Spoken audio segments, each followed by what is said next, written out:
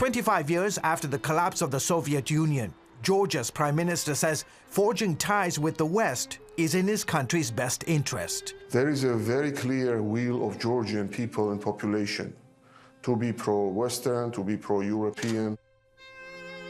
The tiny nation of Georgia lies between Russia and Turkey. While the majority here favor closer ties, we are not saying we are against West. I always say I'm a big enthusiast of selective Westernization of Georgia. Many like Levan Vazadze insist the opening must not happen at the expense of Georgia's faith and family values. We'll take all the productive, progressive things from you, but we'll throw in garbage all the nonsense. And unfortunately, in this particular case, this means your current pseudo-moral standards need to stay outside of Georgia. Vazadze is a prominent Georgian businessman and pro-family advocate.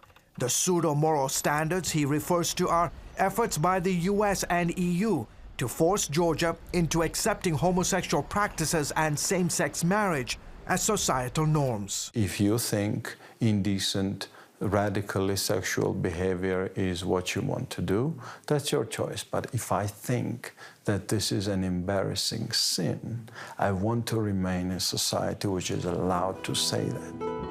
Much to his dismay, the Georgian parliament, under pressure from the European Union and with help from international pro-gay groups, passed a controversial law in 2014 making it illegal to discriminate against people on the basis of their sexual orientation.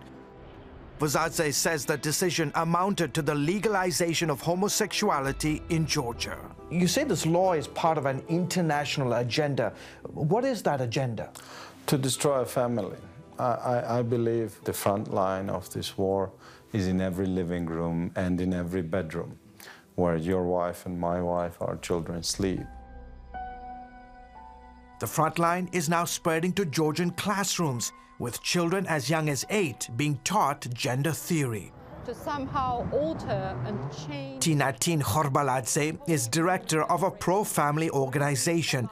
She says the aim is simple yet alarming. To change the thinking of the children, to be open and to accept the things that still my generation and elder generation consider to be not really acceptable.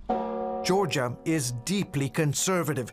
More than 80% of the population here say they belong to the Orthodox Church, and polls show a majority side with the Church in opposing anything other than traditional heterosexual relationships. We feel the responsibility for the future of this country, for the future of our children and next generation.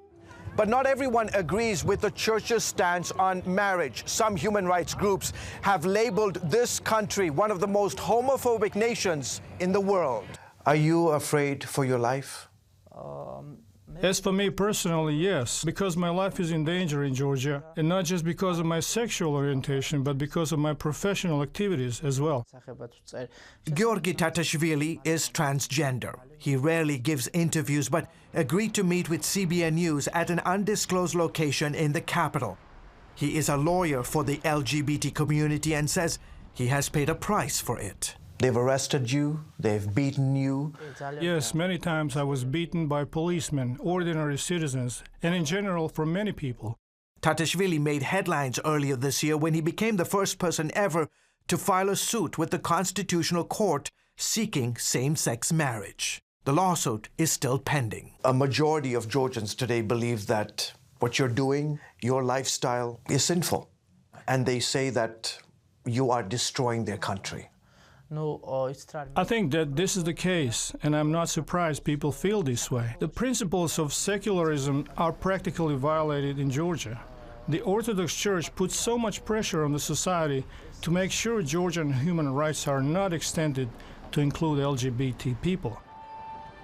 Meanwhile, Levan Vazadze worries the pressure to become more accepting of homosexuality in Georgia will only intensify following last year's controversial Supreme Court decision legalizing same-sex marriage in America. He bemoans the fact that since the ruling, many in America are too afraid to speak out against homosexuality. You can no longer freely express your opinion about what's shameful and what is disgraceful. and you are crucified for that. The whole concept of sin is being abolished. Where is it? The metamorphosis in English language is staggering. I studied it since I was a child, and I remember that shame meant shame. In modern English, when someone says it's a shame, he or she means it's a pity. So we see a gutting of the concept of shame.